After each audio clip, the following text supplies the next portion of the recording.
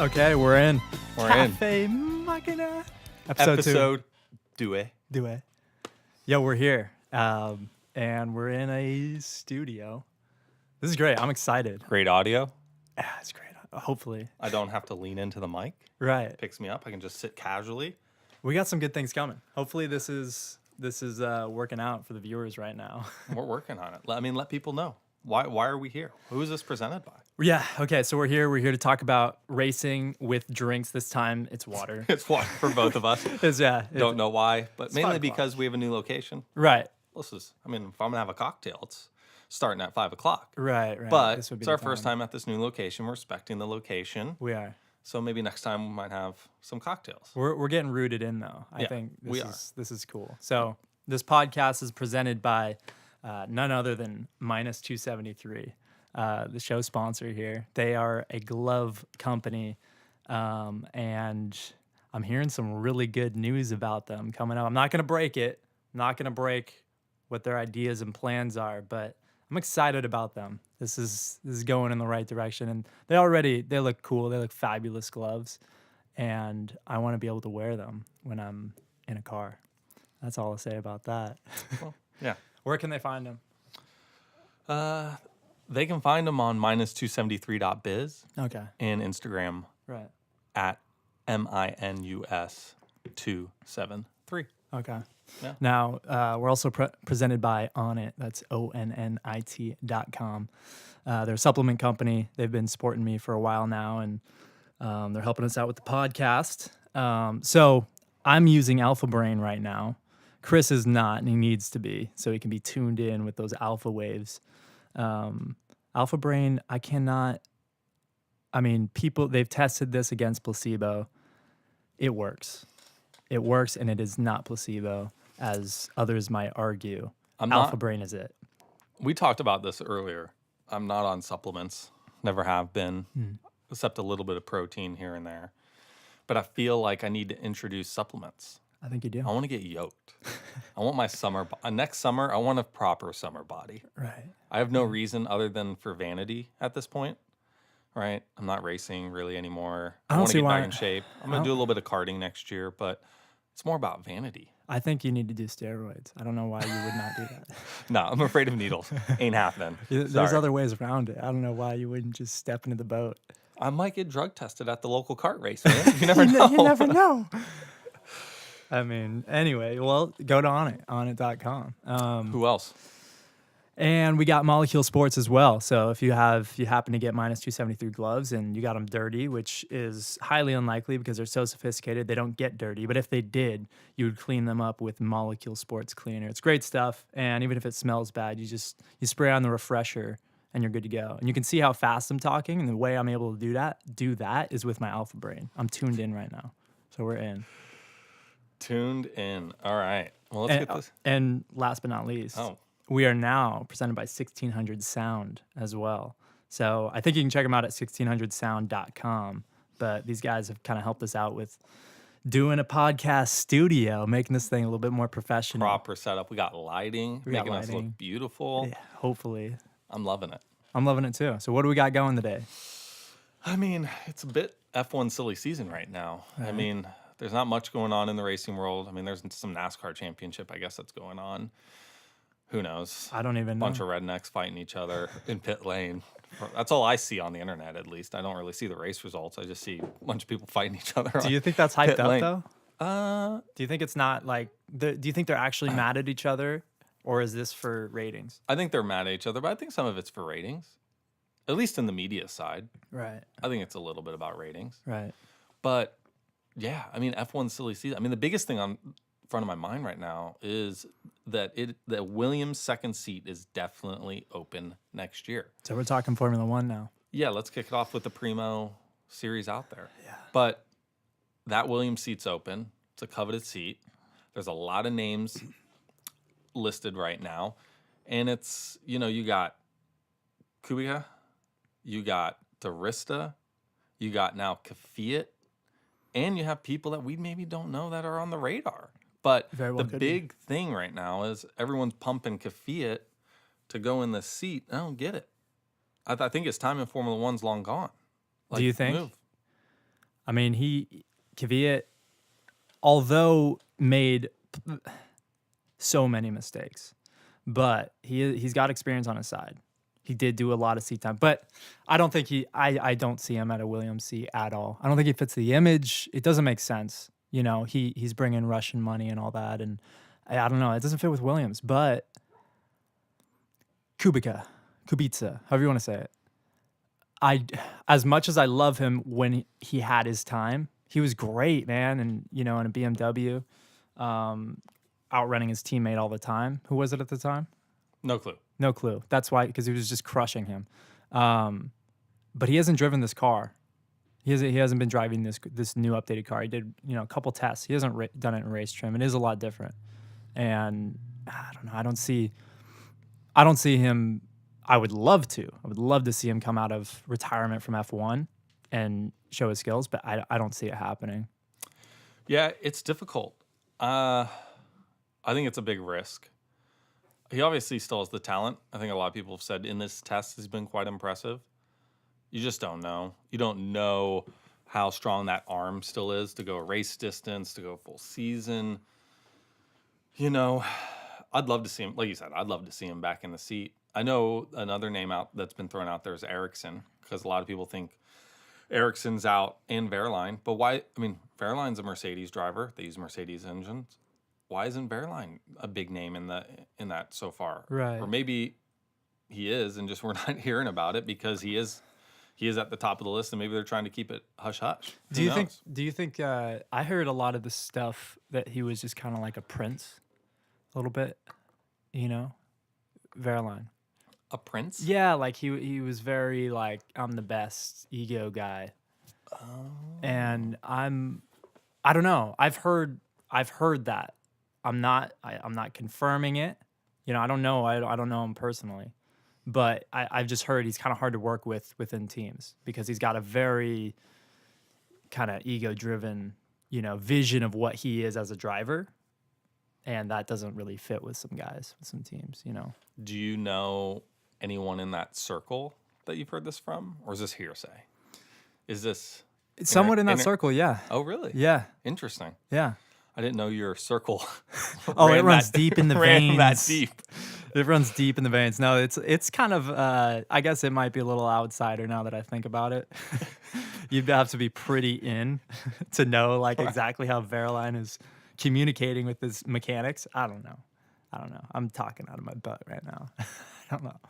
But I can tell you that I would say whoever's going for that Williams seat, whoever gets signed for it, we're not thinking about right now. We might be overlooking. I agree. Who was it? There was some other F2 driver we talked about. Roland. I liked Oliver Roland. I know Renault driver, but let's be realistic.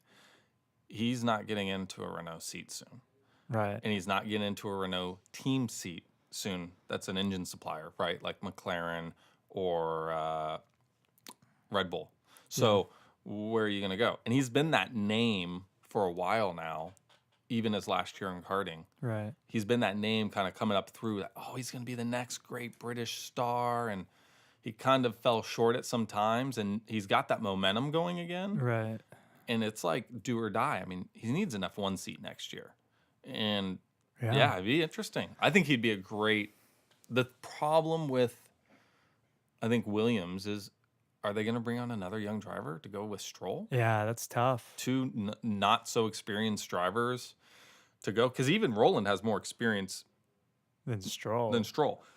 Okay, Stroll's a full F1 season underneath his belt, but in the time of car racing, right, Roland has quite a bit more experience than Stroll. To put it in perspective, he was saying in an interview, Oliver Roland, that like he coached Charles Leclerc in Formula Renault. That's hilarious. While he was in like GT2 or something. Win a Formula One before he does. Yeah, and they raced against him in F2, and Charles beat him. I mean, and okay, so the Prema seat we've talked about on the podcast before. Yes. It's the most ideal. That, I mean, Oliver was even saying it's like that's the number one car. Like we didn't have a number one car to be competitive with them. So, you know, I don't know. I think he did really good, this year for being in F2. I guess the season's not over yet.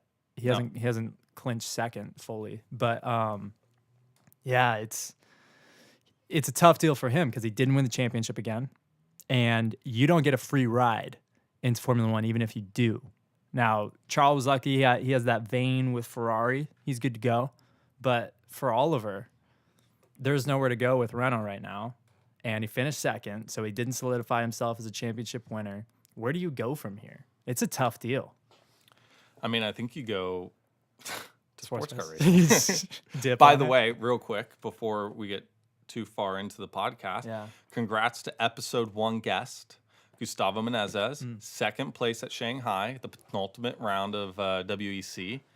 Keeps himself in the championship hunt going into the final race in a few weeks' time. Is it close? I think he has a shot. I'm not sure how close. I know I forgot the actual points gap, but he talked about it a little bit at the last podcast. That he feels like the momentum's on their side. And if I remember correctly, seeing some of the race highlights, the championship leading car was in an incident in the race and didn't finish on the podium. And I don't even think finished in the top 5.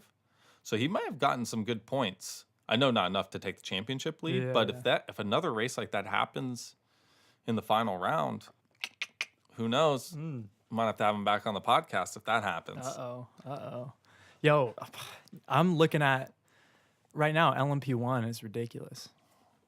It's just Toyota versus Porsche. There's 4 entries. I mean, what? But did you see that there have been some announcements of more privateer LMP1? But then Toyota's going to stay in it. You know?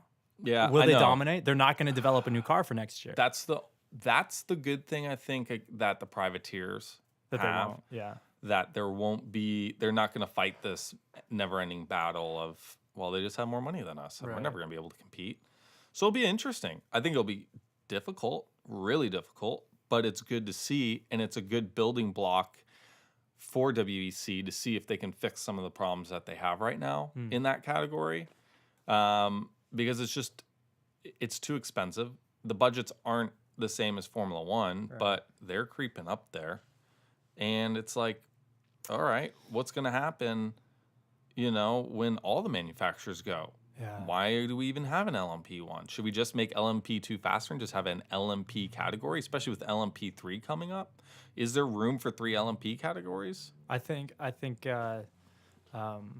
we saw. I saw an article that just came out about, like if Formula One had a spec chassis engine thing, and I think Alonso was talking about it, how crazy interesting all the races would be. Because you don't have such performance gaps in terms of it. And so I think that's where IndyCar was bred. I think that's where IndyCar kind of took and I'm really happy about IndyCar right now. I'm really excited about it because they now went back to the universal body kit, right? So you don't have the development between Chevy and Honda. And so it cuts costs there, right? And so it's purely down to now whether you choose either of them. But I think that is I don't want to say even the playing field, but it's going to make a big difference in terms of the way that viewers watch the races. That's it. Now, do you think there would be a better kind of or a smaller gap if they were to go with a spec engine and allow chassis development instead of spec chassis allow engine development? Because a lot of people I think there's a bigger difference. I personally think there's a bigger difference in the engines right now than there is the chassis. So that would be an interesting play if you had a spec engine and allowed full aero development just like they were now. I know that takes away from Formula One. I get all that. Yeah. But what's that happy medium, right? Is there a happy medium? Are we just always bitching a little bit, right? Just because everyone likes to bitch and nothing's perfect and it's never going to be perfect. That's racing. We strive for perfection. Yeah. Right. I think that's racing. I think there's a little bit of bitching about it. You got to be complaining. It's racing, but the thing is, you bring up a good point though with F1. You get how many teams have a Ferrari engine and how many teams have a Mercedes engine? Right. Because obviously there is the Mercedes Works team, but then how many ancillary teams have Mercedes engines? Right. How many? I mean, there's 3, I think, right? 3. Force India, Williams, and going down the list.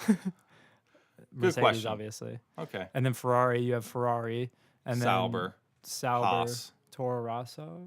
Toro Rosso is Renault and Are Renault and going to Honda. Yeah, because that was the whole thing with Sainz going to Renault. Oh. That they were like loaning him, but they're going Honda. Gotcha. Okay. Well, that being said, it's like 3 for each. Yeah. That's 6 total teams of how many teams are there? 7? 6. I don't know how many teams there are. Well. Oh, there's 10. Yes. There's 10. 20 cars on the grid. Right. Divide by 2. Yeah, it's easy math. Simple math. Okay. That's why you race cars. What engines are left? Whatever. Beyond the point. Yes. There you go, F1.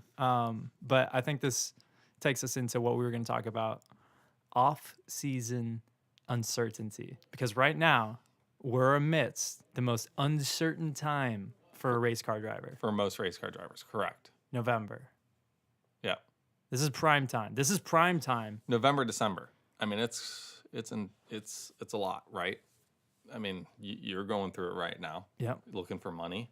There's professional drivers that don't have to look for money, but are looking for new jobs. Right. Not everyone's a factory driver, right? Is it still connected? I think so. It was blinking. Back to the topic at hand. Yeah. TJ. Yeah. Are we in? Let's remind them what our topic is. Okay, so we're talking about the off-season uncertainty.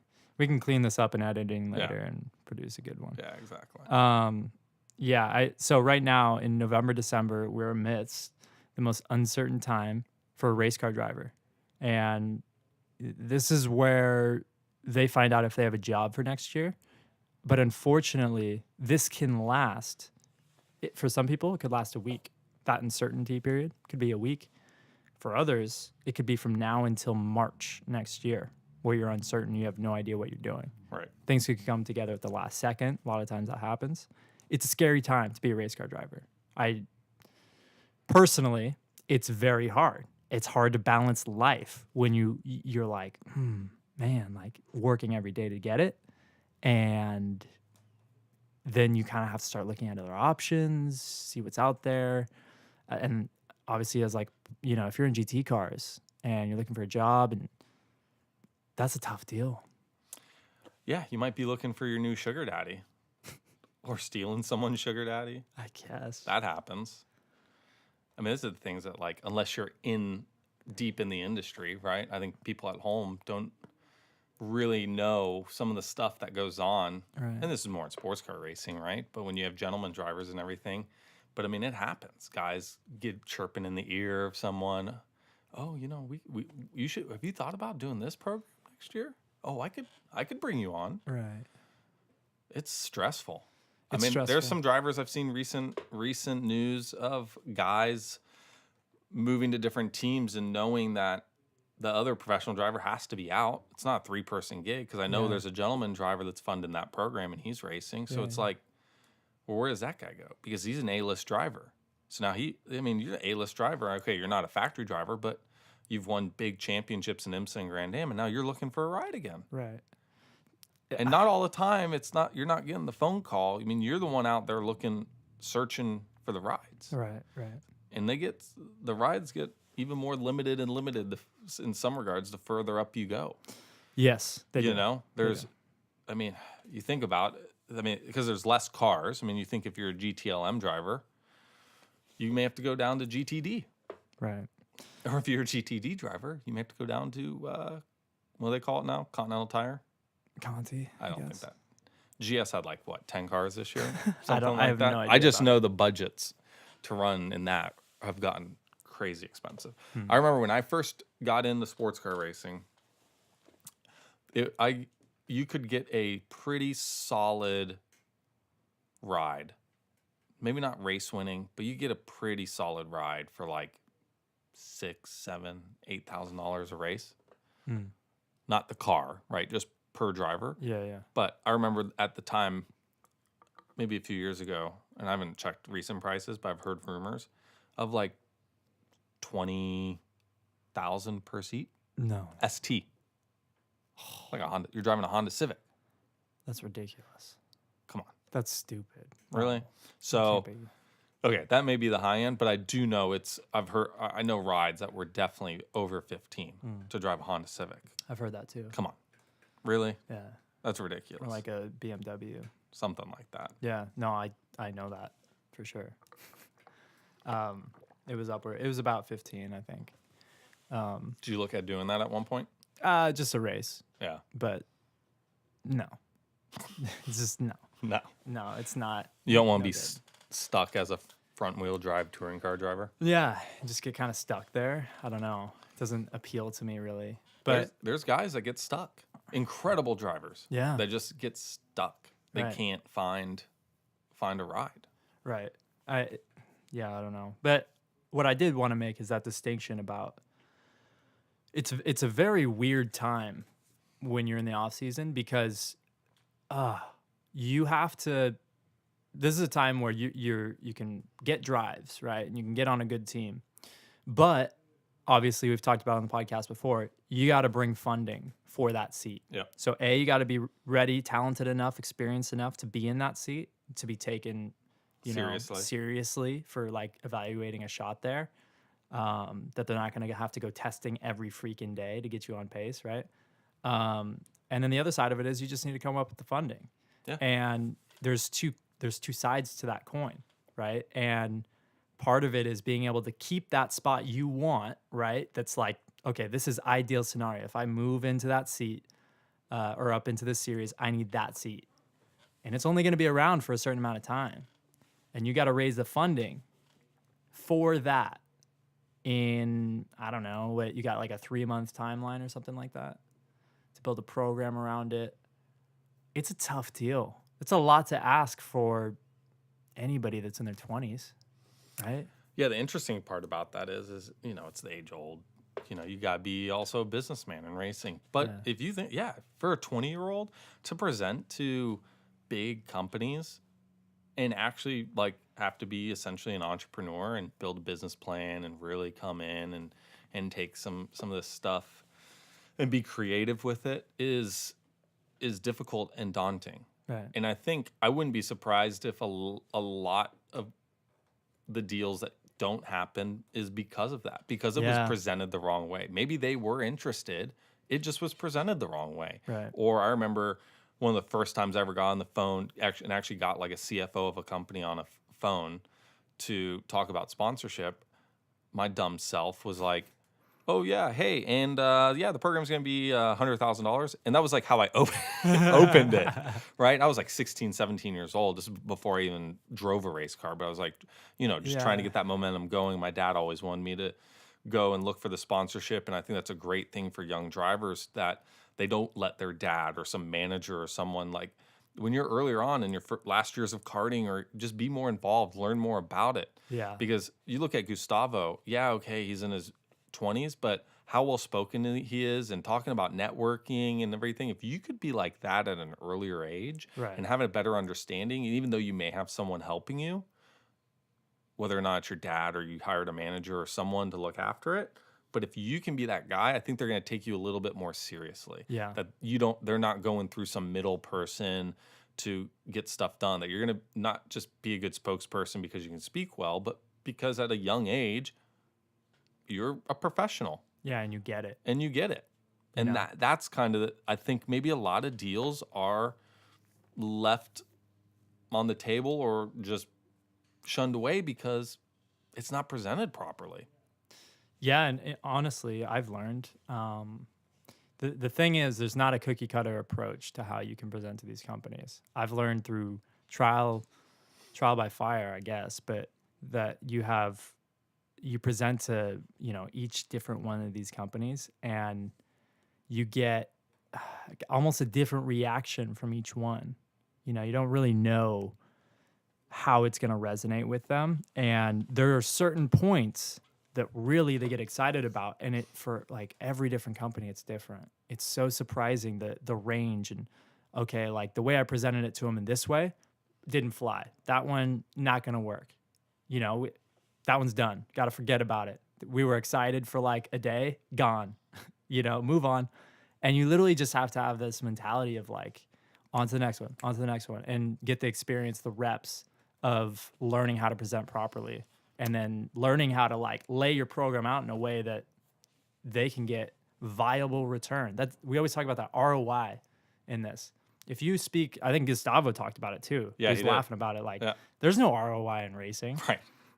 And there's not if you think about it in that way. And you're not going to tell a company what their ROI is, right?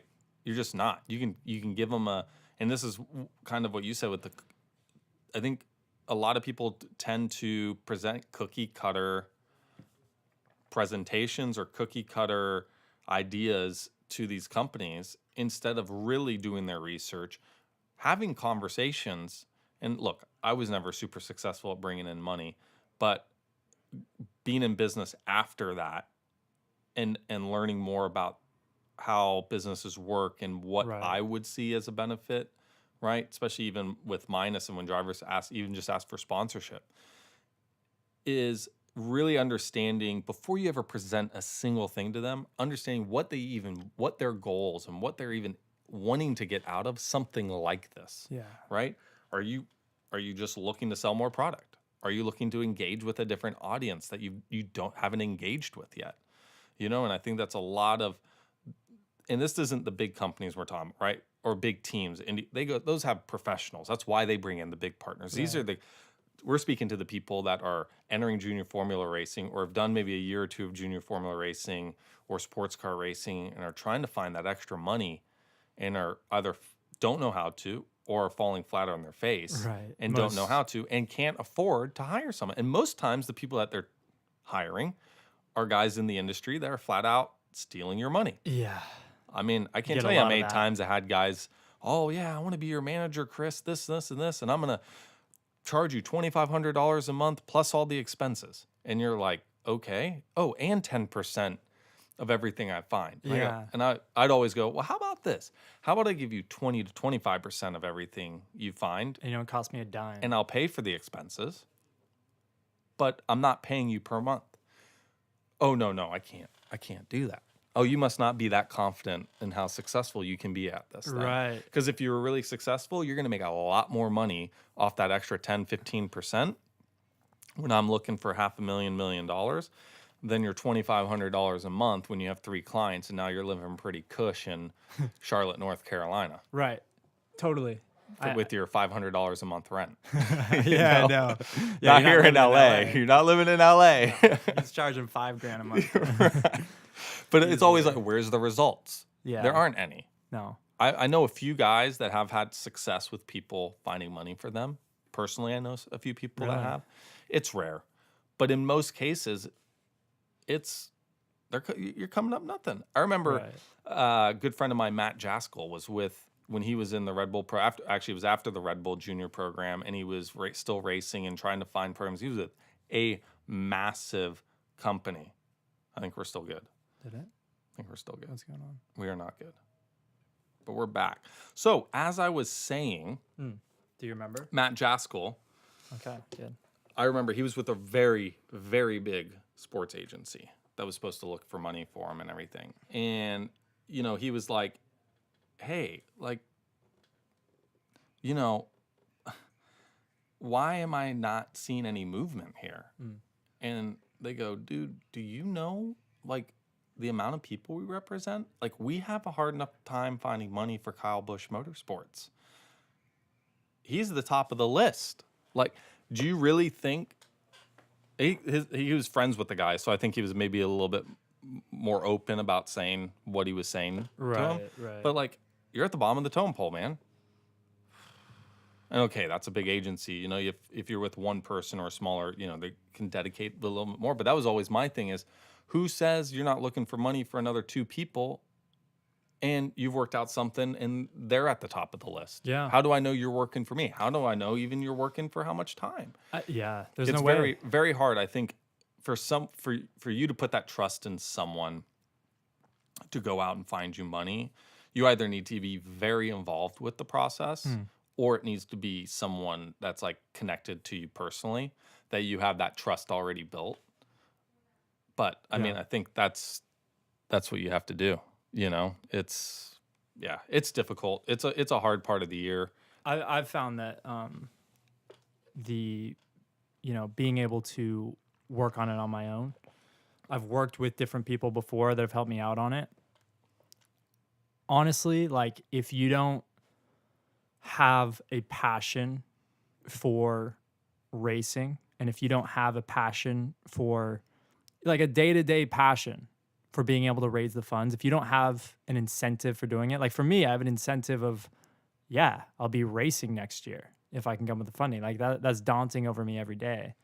If you go out and hire someone to do that, generally they're going to want to be on a retainer. They're not going to have a spark lit under them. You can't track how many hours they work. You're not going to ever know who they're calling, or even if it's worthwhile for them to call that person, and they can deviate off the path and call these random people, and it won't even make sense for the program. And it's like, I don't know. I just found, because I passionately care and I get it and I get the industry and I took the time to understand it, if I hired somebody, they would have to learn from me. That's where it's gotten to. Right. Where like they would have to learn everything about the industry from me to then go out and do what I'm doing. It's like, why would I even hire you? I think it's partly just taking the initiative to understand what you're selling. And then you kind of talked about it, but instead of like putting a hard sell on someone, understanding, and this, like you said, it kind of helped from being within minus 273 and people come to you for sponsorships. So you kind of get an understanding of like, well, what are we looking for if we did sponsor someone? And I found the most success when I don't come with a sell at all. I just ask what their needs are, what can help them. And maybe, just maybe, we might have something in our program that'll fit. And if our goals don't align, then they don't. And it was great talking with you. You seem like a great company, but we probably won't work. And generally, there's always an overlap. Yeah. I mean, I wish I would. I think I was just because of my age, but my dad's always been in sales and marketing all his life. And as I got older, especially after racing, learning how long some of these deals take. Oh.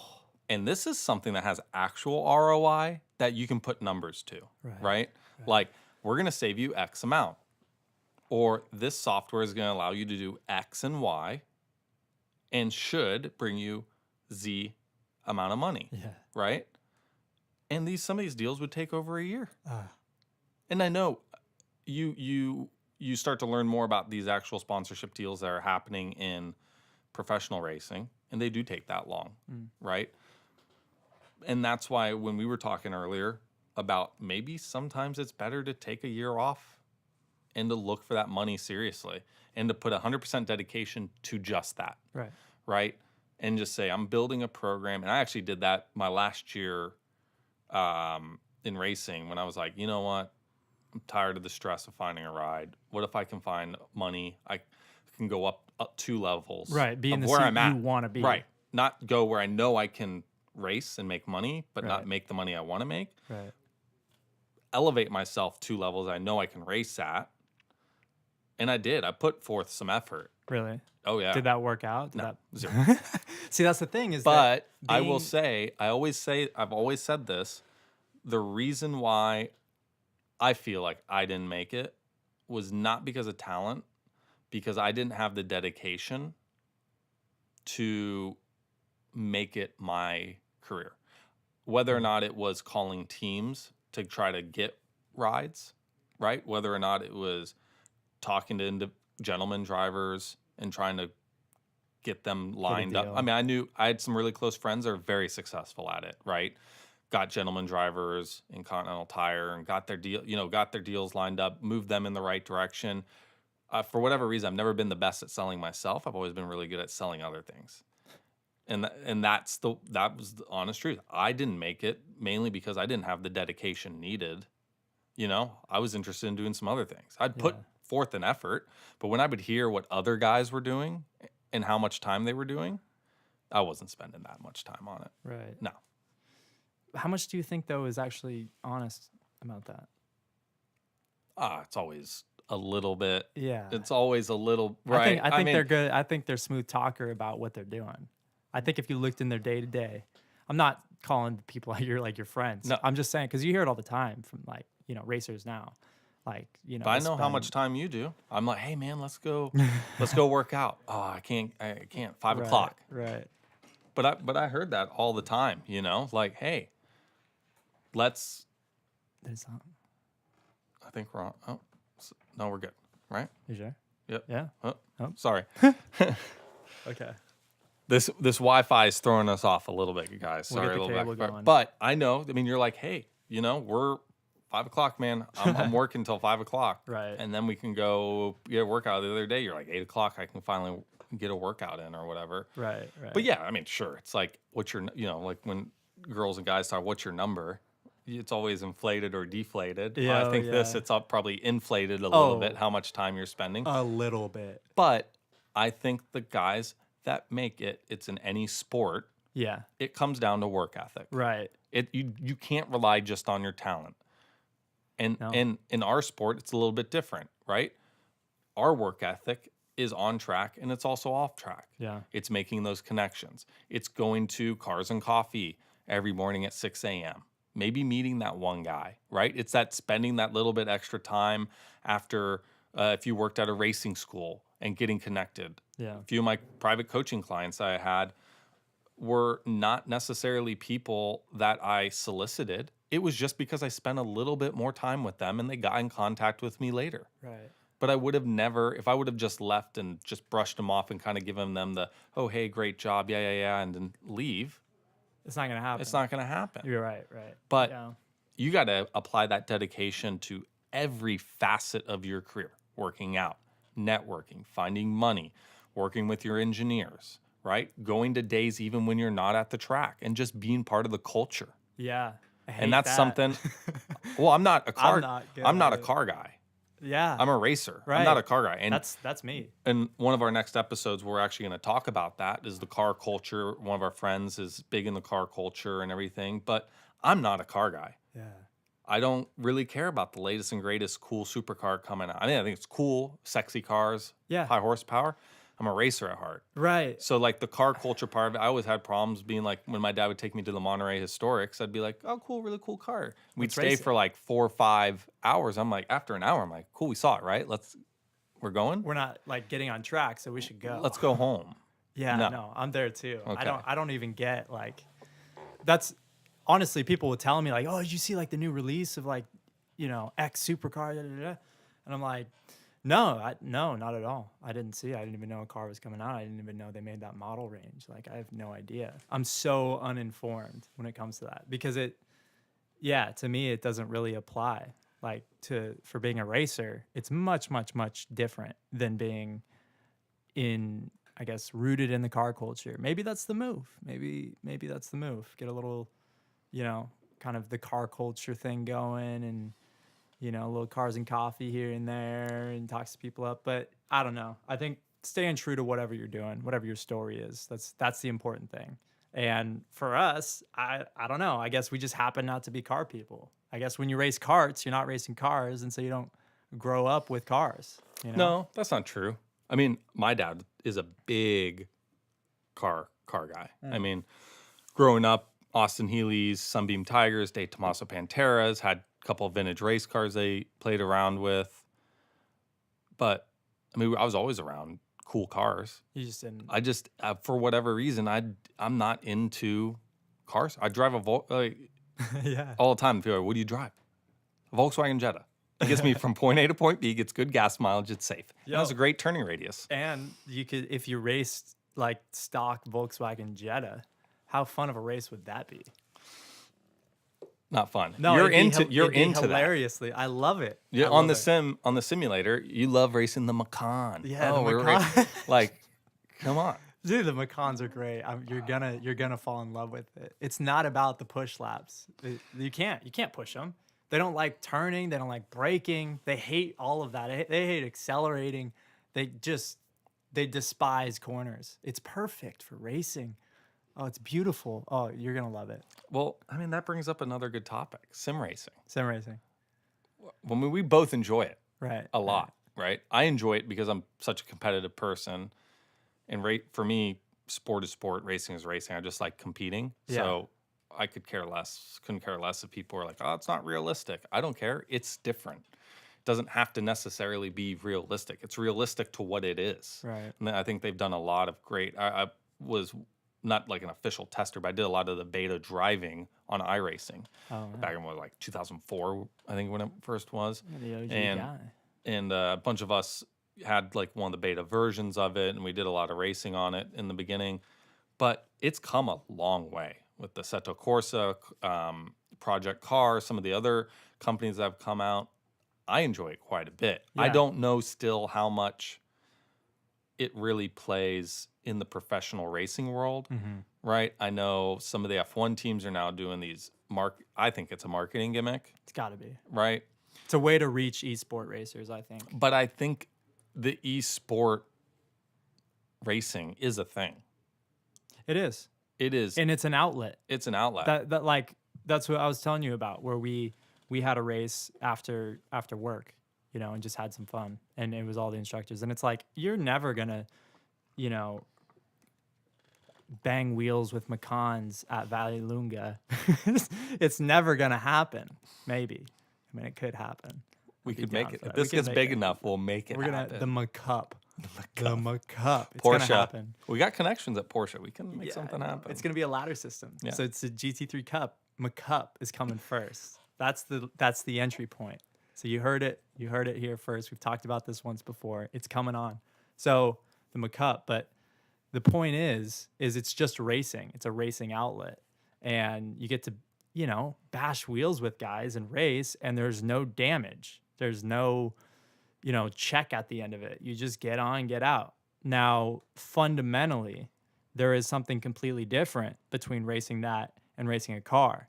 And unfortunately, I think a lot gets misconstrued in convincing yourself they're the same, because they're not the same.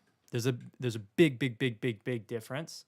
And so a Formula One simulator, what are they spending now for a Formula One simulator to make it properly, to develop it? What do you reckon? I mean, I've heard numbers. I mean, it has to be at least $1 million. I think it's more. I think it's millions. I think you're at 5 million at least. But I think like the Red Bull sim, they're simulating.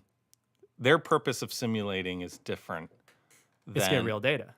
To get real data. It's not for the driver to feel necessarily like they're driving a real race car. I think it's more about the data they can get from the simulator, whether or not it's race strategy, suspension settings, tire composition, aerodynamics. I don't know. I don't know enough about those simulators. I think because they do try setups overnight as well. Oh, yeah. And so to be able to try setups, they need to get the sim feeling as close as possible so the sim driver can be confident to say this is the move. Well, I told you, one of my former teammates in karting, Antonio Giovinazzi, who's Haas's FP1 reserve driver, Ferrari Academy driver, he will be at an F1 race. Ferrari will decide they need to put him on a simulator and fly him back to the sim, put him on a sim all through the night to collect data for the race or for the next practice or for FP3 or qualifying, whatever, right? Right.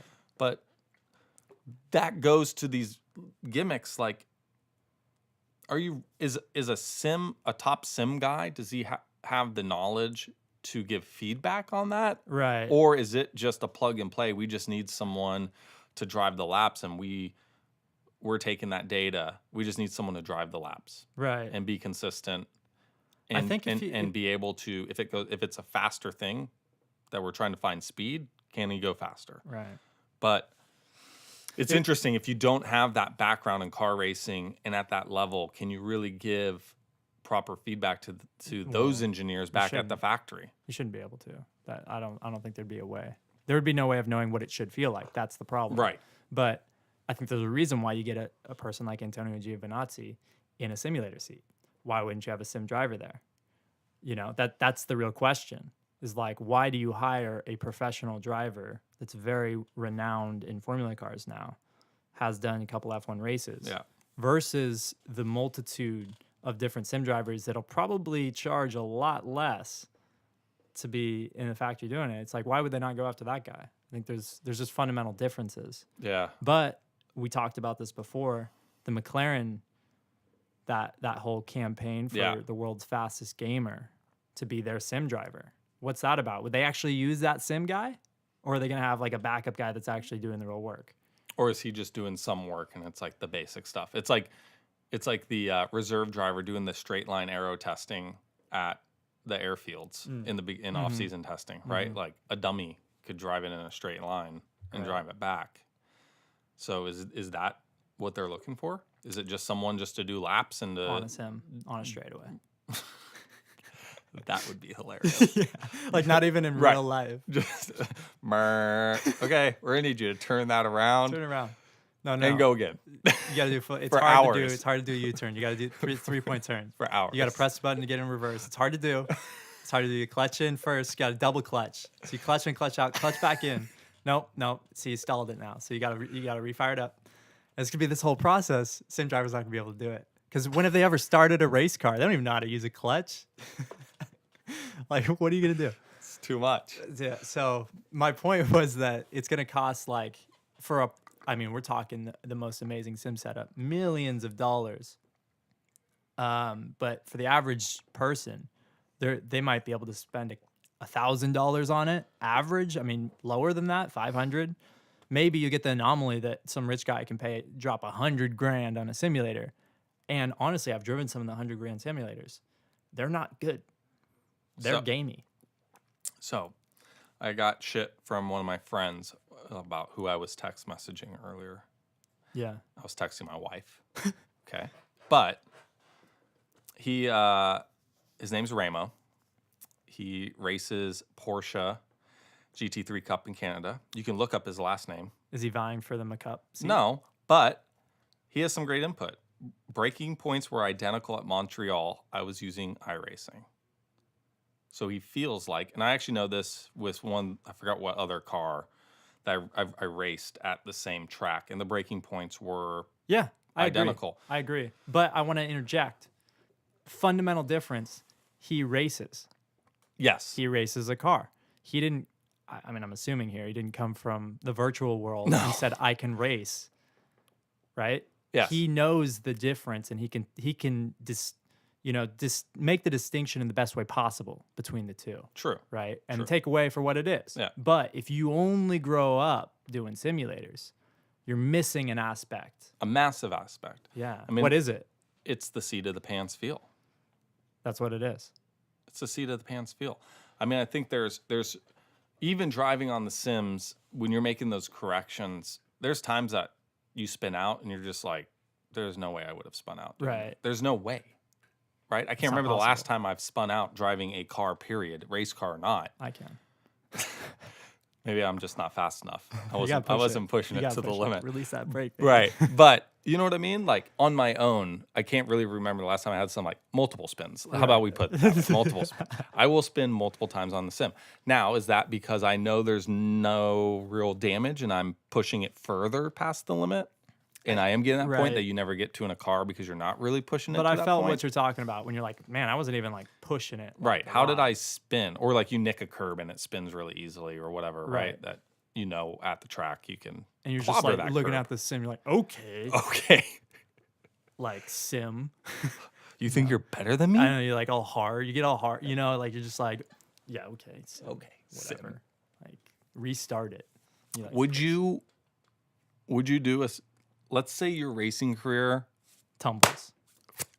You're done. Done. Would you go into sim racing? If there was a viable career in sim racing, legit. Like that's the interesting thing about this is there is way more money, way more ability, and way more people that could probably make a living, or I shouldn't say, maybe not way more people. There is way more money to be made at sim racing than in professional racing for the majority of people. Because there is an audience right now that is watching video games, and I think it's only going to continue to grow. Yeah. And unlike some of the other games that are shooter games or other games that are kind of slow to watch, like watching, there are endless camera angles that you can get on sim racing. And the They're pretty graphics cool. are only going to get better. I mean, you think about it, if they get it dialed in and you watch these races, it's going to be pretty awesome. Yeah. And there are going to be a lot of people involved with this, a lot of sponsors. It's going to be somewhat easier to sell to sponsors. Yeah, because you can sell viewership. You can sell viewership, but not only that, like the engagement is like right there, right? There's no secret there's no passes. Oh, you can't get access here. Like, it's going to be more inclusive, I think, with not only with the athletes, because I'm not sure you can call a sim racer an athlete, but we'll call them athletes at this point. But I think there's way more access. It will be very interesting to see. I mean, you're already seeing with drone racing how much money they're throwing at these to win one drone race, like $250,000. I think there was $1 million drone race. What? Drone racing. I mean, to win the 500, it's $2 million. A drone race is already at winner take all at $1 million. I think there was like a big event that was like $1 million. What are we doing? It's on ESPN already. Oh. We can't even get go-karts on a proper TV channel. We got drone racing, a brand new sport on ESPN. And part of it is the newness, but yeah. I don't know. I would, the part is the reason why I don't know what I would say. I guess if I knew for sure that my racing career was over entirely, like if I had a crystal ball and I could just tell you, well, that's it. It's over. Don't even try. Then yeah, okay, you can go into sim, take the money or whatever. But you miss out on so much of the emotional responses when you do it in real life. That's just exhilarating. Makes you alive. Gets you in a state I can't get in when I'm on a simulator. I can replicate getting in a zone, but I can't replicate the state I get in when I'm in a race car when I do simulators. They're two different animals. That's the interesting thing, right? Is the adrenaline rush is not there anymore. The danger aspect and what kind of makes auto racing what it is lost in sim racing. Yeah. But that's why I think you just have to, back to the original point, you have to separate the two. Yeah. They're not the same. They're not the same. It's like playing Madden and playing football. It's not the same. Right. I think I was thinking about that. But I think people like to think, because there is a little bit closer, because you're not actually doing the motion of throwing the football in Madden, right? You're pushing buttons. But because you're actually turning the car, you're actually pushing the throttle, pushing the brake in sim racing, they think it's closer than what it is. Yeah. And there's been too many examples so far, I think, of it not working out. Compared to those that have. There are a few, right? There's like the Jan. Ordonez kid from the Nissan thing that is pretty quick in a race car. Okay. And I know he's raced LMP and everything, but in general, there's not that many that have transferred over. And I know we're at the absolute beginning of what this could be, right? But I just don't think it's just not the same. You know? I think these questions have to be asked for all sports, though, not just racing. Yeah. Because as soon as VR starts to get a lot better, which it is already really good, and I think if we're going to go in the simulator world, the next step is VR. I've done VR simulators, and it is miles above when you do a correct one. Or maybe you just need to tune up your brain a little bit, buddy. Hold on. You think VR sims, the good ones, like on an Oculus or something, are better than the regular sims? Yes. Highly disagree. Why? I don't think the quality of the video is even close to what you can get on the resolution of a TV screen right now. Have you done it on a higher graphics card though? Yeah. Because I've done on ones that are supposed to be the best out there, and I've thought, well, maybe it wasn't the best out there. And because it's not the same, because I kind of got a little dizzy. Well, yeah, I don't get dizzy driving a car. There definitely is an adjustment. There is an adjustment, but I can tell you, back to back. But what's the difference? The only thing that's doing more than anything is just allowing you to turn your head. You're not feeling anything different. No, but it tricks your mind a lot more. That's what it's all about. See, I don't think so. Then you weren't in a good Oculus. You didn't have a good I guess setup. I didn't put my mind in the right zone. No, I didn't do all that. I could have, and it would have been better. I need to do your breathing exercises, and I might be able to get in the zone. I saw, by the way, TJ and I went working out the other day and put him through the ringer. The out of shape race car driver Dehydrated. almost made you throw up. God. Putting you through the I'm his off-season workout coach now. Yeah. Not paid. Just kicked my ass. But yeah, I saw you doing your breathing exercises in between. Yeah. Now, was that for Asthma or no? Asthma? Was it for you to get that adrenaline going to be part of your exercise? What was that? It was a last hope effort to not die. Okay.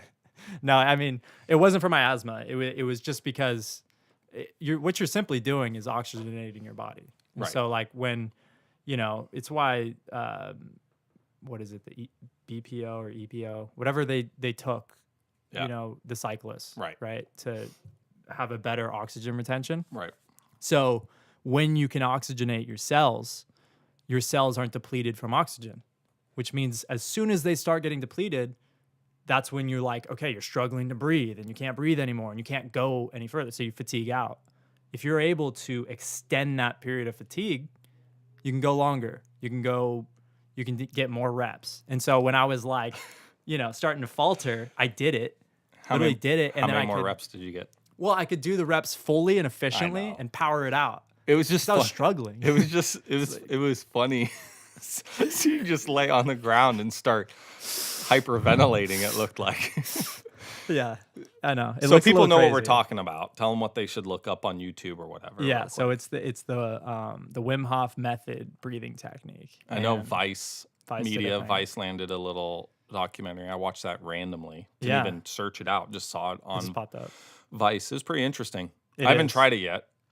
You got to try it. I don't do drugs or anything. I never have, but I feel like that is a good middle step to feel what it would feel like.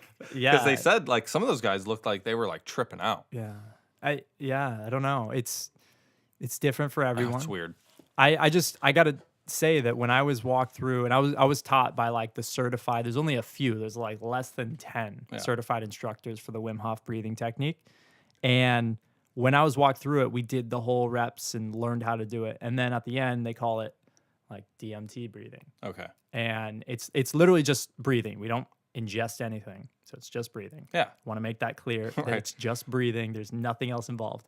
But it's for 20 minutes of doing that hyperventilating, but you just kind of slowly ramp up to it. Yeah, all you're doing is you're bringing in more oxygen than you let out? Yeah. Right? Is that what it is? You're breathing in more and then letting out less, right? Yes. Okay. Yeah. And so it's like creating this, it's raising your pH level to more of a purity of oxygen rather than CO2. And so you're trying to get CO2 out. There's been some discrepancies as to whether your body does actually, in fact, need CO2 to work better. But in this case, I can say there's a lot of value in it. So 20 minutes, and they ramp you up slowly. By the time you get to like 8 minutes, time just falls away. Interesting. Like completely, you would think doing this breathing thing, because it is a little bit. 20 minutes is a long time. Yes, and it's demanding when you're working your chest like that. And so you kind of think like, there's no way I could do it for 20 minutes. We'll see what happens. By 8 minutes, seriously, like time will just fall away and everything at that point just happens. See, I don't think my ADD would allow me to do that. I mean, I already told you I didn't have the dedication to become a race car driver. I have ADD too, Chris. think I have the dedication to go 20 minutes on a breathing exercise. Oh, you would. You'd be. I try doing. I actually like yoga quite a bit, and think all race car drivers should do it. If you're an aspiring race car driver and you're not doing yoga, I think you should. Okay. But yeah, I think that'd be a hard pull. What? The 20 minutes of breathing exercise. You can definitely do it. If you can do, what do you do, hot yoga or yoga? No, I don't like hot yoga. I don't like sweating that much. Okay, well, yoga. Yeah, you for sure can do the breathing. Right. Especially if you're in a room with like 5 people that are doing it. It's true. You know, you want to be part of the tribe. The tribe. The tribe thing. Okay. That'll loop you in, and I'll do it with you. Feel like you're a part of something bigger than yourself. Yeah, but it's not that. It's like, these people are doing it, I guess I can do it. Right. Like, it's not hard. I get it. You know?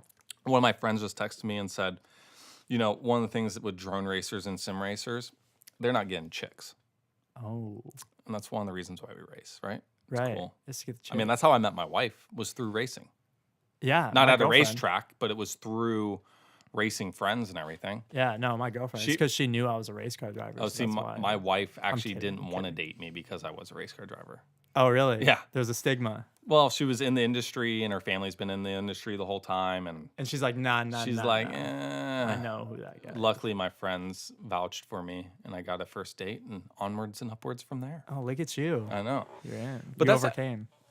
The interesting thing about the sim racing is how will you be, I mean, is a bigger cultural than just the niche gamers, right? They're going to watch it. Are people, the general public, going to look at it and go, dude, they're just playing a video game? I think so. Right? Is it going to be able to grow past what? Because that's the thing, right? They're banking on this growing. Mm-hmm. They don't know yet. But, I mean, I have to imagine if you're a purist racing fan, it's going to be hard for you to buy into that. Yeah. Especially if you're an older racing fan. I think us being a little bit younger, we can kind of, because we came up with it, right? So I was like 19, 20 when it first started to come around, a proper simulator, right? So like that's an age where it's like kind of cool, right? You're playing video games still. So we are that generation where it may work, but I think in the next 10, 20 years for 40, 50-year-olds right now to stay fans, to go in and be like, yeah, I'm gonna watch sim racing. Yeah, that's a hard ask for 3 hours. Come on, that's a hard ask. I think it probably takes millennials being adults. It definitely will not be endurance racing. Oh God, it's gonna have to be sprint. It's gonna be sprint. Like 30 minutes or less. Yeah, it's got to be. You know, I've done a few not events, but like private stuff. People trying to showcase like software and what it can do. And, you know, we'd have like mini little crowds of maybe like 20, 30, 40, 50 people there to watch. Right. And yeah, I mean, you can't stay. I mean, there'd be like groups doing it. So I would be not driving in one segment and watching. And yeah, I mean, it's like after 10 minutes, you're like, cool. You know, what are you going to do? Sit at home and watch it, popcorn? I mean, you're going to probably turn the channel. Right. I'm into it. I would be a part of it. I'm actually interested in trying to be maybe a part of it just for fun. Right, just for fun. And to see where it goes, but I just don't know where it's going to go. I would never replace it with real racing. No. Never. That's the thing. I would never replace it because there's fundamental things still that are lacking. I think the adrenaline and that's a huge one. The scariness sometimes of it, the potential of danger at any given moment, especially when two guys are battling wheel to wheel and then you get a third guy in the mix and it's awesome. That at a sim level, I'm less than impressed. Now, it's always fun to see like when pro drivers have that battle on a sim, you know, when you've seen it in real life and then they go on a sim and have that same battle and it's on a simulator and you're like, whoa, that's pretty cool.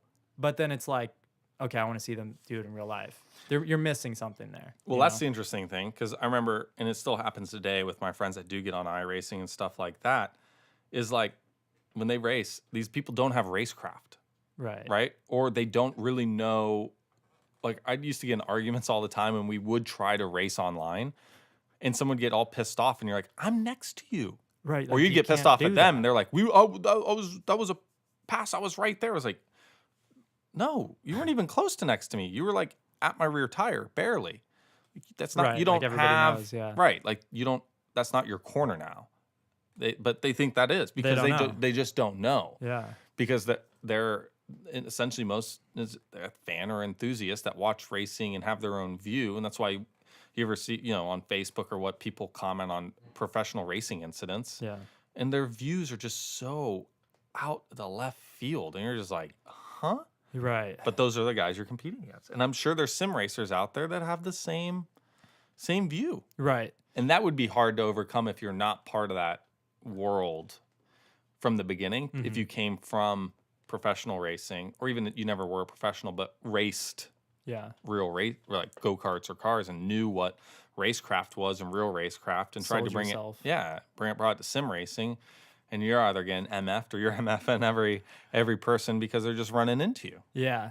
Yeah, and there's that, like, just on the online world, what we're seeing now with, like, trolls and, everything is, like, people have a certain level of ego and knowledge all of a sudden, you know, because they have Google at the forefront. and they can talk mad shit, get away with it, and it's like a faceless opponent right now, and so it's easy to take jabs. And I think the same thing happens in the sim world, because you really don't see Chris Wehrheim about to fight me when I put a nose in there, and it's like, no, that's not your corner, and I don't have to deal with Chris Wehrheim after the fact, and like the whole thing that goes with that. And there's no real consequences, right? There's the no worst money. case is, I crashed out of this sim race. I wasted my time.